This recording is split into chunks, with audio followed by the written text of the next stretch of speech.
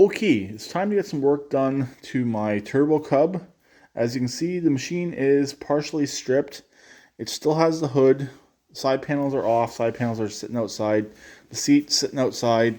The rear fender and the foot plate have both been painted, which I'll show in a few minutes. Main goal of today is to get two 2-inch holes drilled in the top of the dash to put in an oil pressure gauge and a voltage gauge. Both I already have on hand, and luckily I have one of these guys on hand as well. I did end up buying one, but that can be returned. I'd rather buy one when I'm at a store and then realize I don't need it later on. So I was unsure if I had that little centering drill bit still, and I do. So anyways, this here, if you don't know, is a Yanmar diesel. This engine originally came out of a generator. This is not a clone engine. This is a real Yanmar. I'm not sure what the turbo's off of, but the kit I bought it off of fitted with a turbo, and it actually does work. It's not the quickest machine in the world. It's not the quietest machine in the world, but it actually does function. So, which is kind of cool. I do have a air filter adapter on its way. I'll get in contact with my neighbor who's making it and see how the progress is going on that. This here is the current oil pressure gauge. This will be relocated up to the dash, either on the left or on the right. It really does not matter. The oil supply is this line right here. So this comes straight off the oil pump, straight to the turbo. Basically, he said he put that on there just to make sure you are constantly getting oil pressure to that turbo. And then it's kind of ingenious the way he did the drain. You have a clear plastic line right here that goes down into one of the extra spots on the engine for fill. So these engines you can fill and check the oil from each side. Really, you only need it on the one side. So he eliminated the one on this side here and ran the turbo drain into there, which is very cool. I'm definitely keeping that set up. Obviously, there's nothing with the engine is being changed except for the oil pressure gauge. Also, I mentioned in a previous video that I find it here. This here is my charging wire. So this here has to get connected, but I want to see where it's coming from and make sure it is coming from the engine, but I believe it is, or it's coming off the ignition, but it's not going to the battery. This machine will not charge when it's running. That's definitely something that needs to be fixed. This does have cruise control, parking brake, all that stuff is still in place. Some of the mower stuff will end up getting removed, like this piece right here on this side. Even though that does not connect to the deck, it's just on all these Cub Cadets. And this one right here will get removed as well. So there's no need to have any of that in place. Possibly that spring would have connected to the deck, but I don't quite remember offhand. So other than that, nothing else is getting changed except for the fuel pump location. The fuel pump is currently right there. I would like to relocate it to the back somewhere. Don't know yet where it will be going, but I would like to relocate it from under the hood to under the frame. And then lastly, some of his extra wiring will get cleaned up. This already has zip ties built in place right here, or ties built in place on this side to run wires, but he ran the wires randomly. He actually ran two hots, one down the left, one down the right.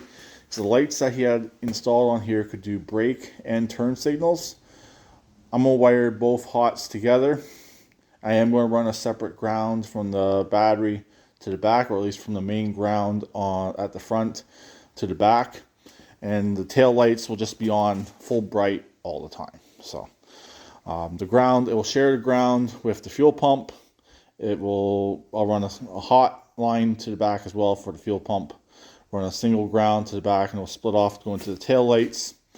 I might even ground it to the frame at the back as well, just so we have lots of grounds. So when this machine is running, there's no real risk of losing the ground somewhere. I'm not going to strip out all of his wiring. His wiring isn't the worst in the world. He's a 14-year-old kid who built this.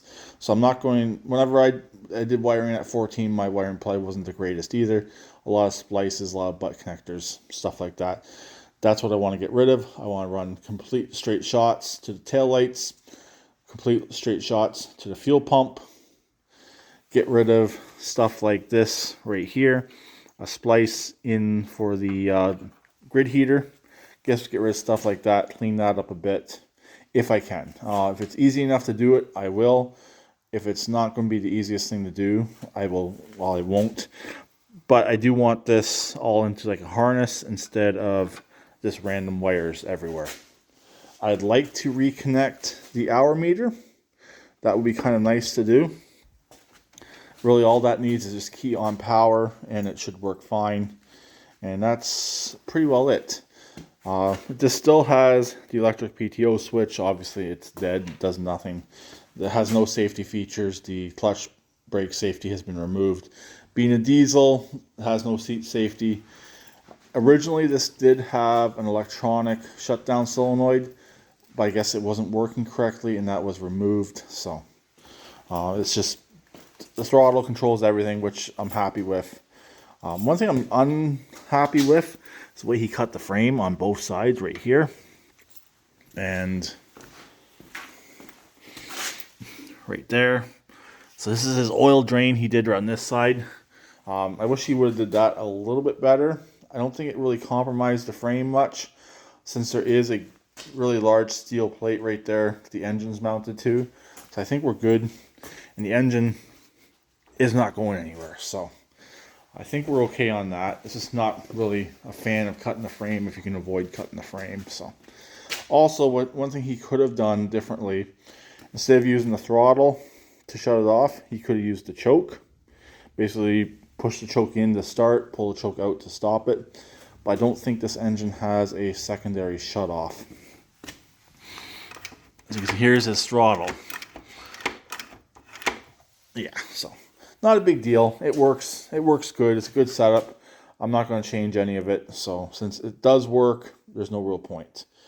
One nice thing about this machine, has 4 almost new tires. No cracks in them that I've found, at least. They're in really good shape. So I'll show you the panels that I'm currently having dry. This is the rear fender, obviously. I do got to get one more can of yellow spray paint.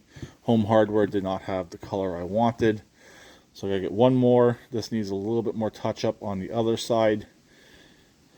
Yes, it is under 10 degrees, but the paint's drying fine. There's no issues with the paint. I'll show you the other panel in a second before we finish up this video. Here's the other one sitting right here. It's actually a lot better than it was. It is pretty much dry, but this will get a second coat just to seal over the paint. I was originally going to get these professionally done, but the quote I got was way too expensive for what this machine is. This machine, yes, it's a beater a bit, but it's kind of a cool machine. I want it to look halfway decent, but I don't want to pay an extreme amount of money to make it look decent. So my paint job will look good enough. There won't be any peeling paint, no more rust, stuff like that. That's mainly what I wanted to get rid of, and it will look halfway decent. So that's pretty much it for the Turbo Cub update.